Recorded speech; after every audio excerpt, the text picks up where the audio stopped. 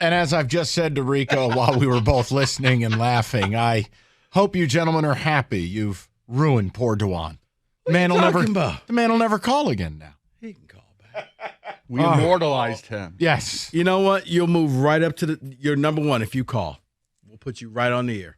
Call today. 248-539-9797. So I want to get into something. And look, I don't make any illusions about it. I've always said it. I've said it when speaking to the client. I've said it when speaking to you guys. I've said it when I do the podcast. We make money off sports betting. Okay? There's nothing to hide from that. Like, we make money off of it. And I've always said it's going to be bad for some people. Like, you can't run from that. I don't think you can talk about it honestly. For most of us, it's fun. It's something to do. Whatever. You bet what you can handle. For others, they're going to ruin their lives. It's no different than any vice in this world. So I don't apologize for it. But I want to have this conversation because the reports coming out of the college football world, college athletics world yesterday were like, wait, what's going on here? And I kind of laughed at it. Like last week, Alabama's baseball coach, they discovered he was on the phone with an individual who at the same time he was on the phone with Alabama's baseball coach placed 2 large wagers on an Alabama college baseball game on the team Alabama was playing, LSU, and at that same moment, Alabama's star Friday night ace pitcher was scratched. Alabama's baseball coach is fired. Yeah. So what happened yesterday was Iowa and Iowa State.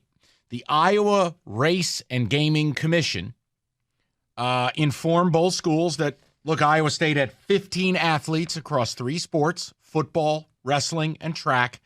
And Iowa had, 26 current athletes across 5 sports, baseball, football, basketball, track and field, wrestling. 111 individuals. A lot of them former players, whatever it is. Long story short, this is now this headline story. And Rico, I mean it. I kind of laughed at it because it's like, whether sports betting's legal or not, players are going to find a way to do it. Mm-hmm. The NCAA, who wants nothing to do with NIL, can't be bothered, now wants to enforce their rule, which is if you're in an athletic department and you're wagering on sports, it's a violation of NCAA rules. Here was my question. What are we now? 3 years from gambling being legal? A little over 3 years. That sound right? Yep.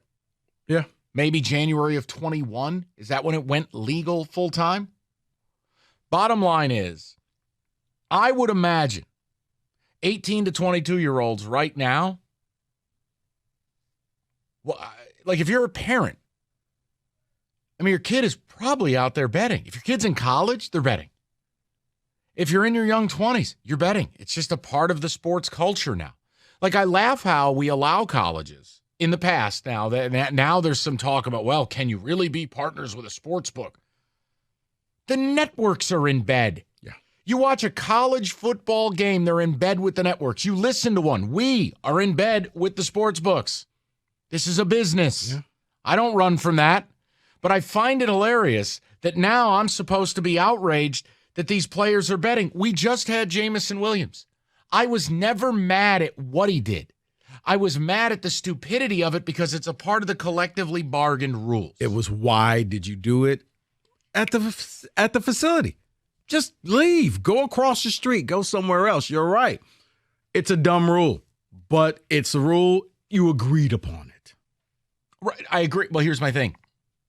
The NCAA really doesn't have a say. I mean, think about this. They have thrown their hands in the air the last couple of years and gone, nothing we can do. Mm-hmm. Boy, this NIL, like I read an article last night, and it was about some kid who was coming up to Michigan State for a visit, and they literally posted his estimated NIL value. Like he was a piece of beef. Estimated value, $65,000. And you're like, so we've reached this point with the sport, but I'm supposed to get outraged about players betting.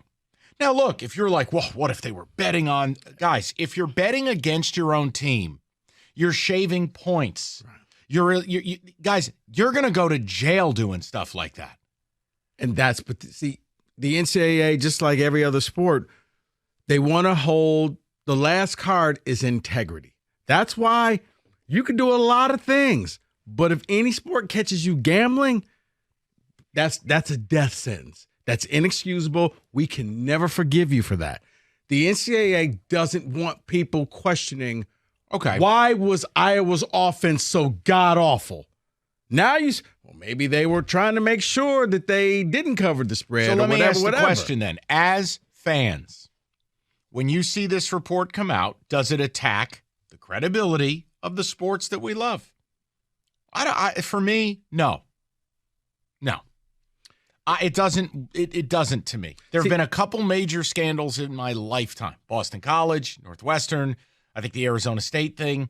But other than that, college athletes have always been exposed and at risk for it. But you also, every athlete is trying to figure out a way how it won't be them, and it does take away. So when that weird play happens to end the game, you don't want anybody saying, "Geez, I wonder if this guy was on the take, if this guy did something." Yeah, but you know what? It's always going to happen because the announcers are now commenting on spreads. Because they don't just show you a score at the bottom of your screen. They show you the line. Rico, we're past that. If they didn't want that, they never should have got in bed with gambling. I think they really didn't look down the line. I think they cashed a check and was like, oh, wait a I got to minute. tell you, I'm not Did mad we read the fine print? I'm not mad at you for saying this. I'm not mad at you at all. But can I just say I have had enough with that cop-out of, I guess we didn't think this over.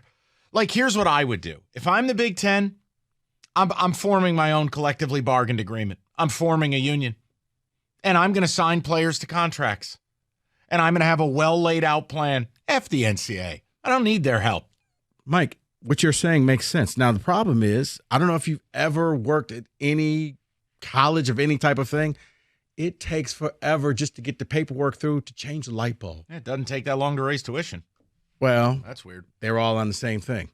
Same page for that. We're all getting paid. Raise it. Oh, they're all crooks. I mean, that's really what it is. It makes sense. But no, I do think that a lot of times, okay, well, what if we try this? We'll do this gambling thing, and you don't realize everything that comes with it. But you're right. I've said for the longest that the players, they should come up with something. Like the Big Ten is making so much money off of this television contract that there's a way that you can entice players to come play for you in your conference rather than go to the SEC, where you could say, once you sign here, immediately you get a check per year, $75,000. Right.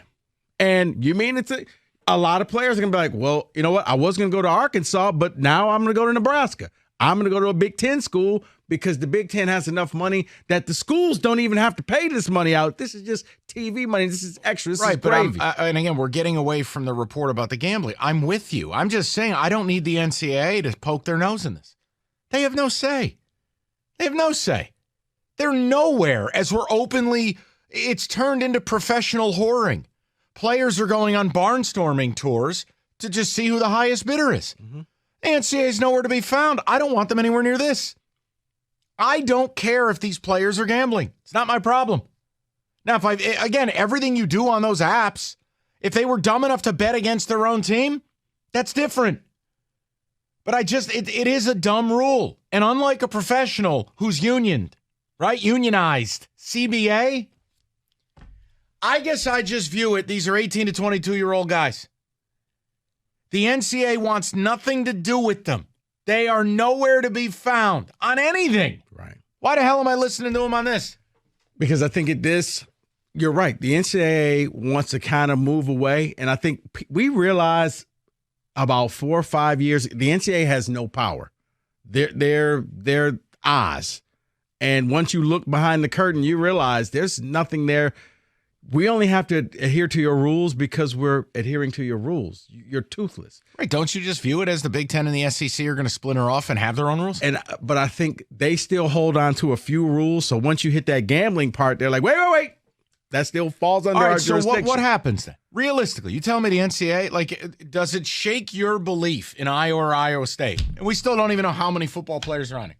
Because let's face it, nobody cares about college wrestling. Like, do you think in any way, all of a sudden now the sport's not real? No. I don't, because whether they're betting legally or illegally, the access to gambling has always been there. No. The only thing I did when I read, because at first I remember when Lesson told us, and I was like, no, that's Iowa State. And then when I found out it was Iowa, It's both. I did chuckle and say, well, no wonder they couldn't score touchdowns last year. But that was just a fleeting joke because it's like, okay, well, maybe yes, it is.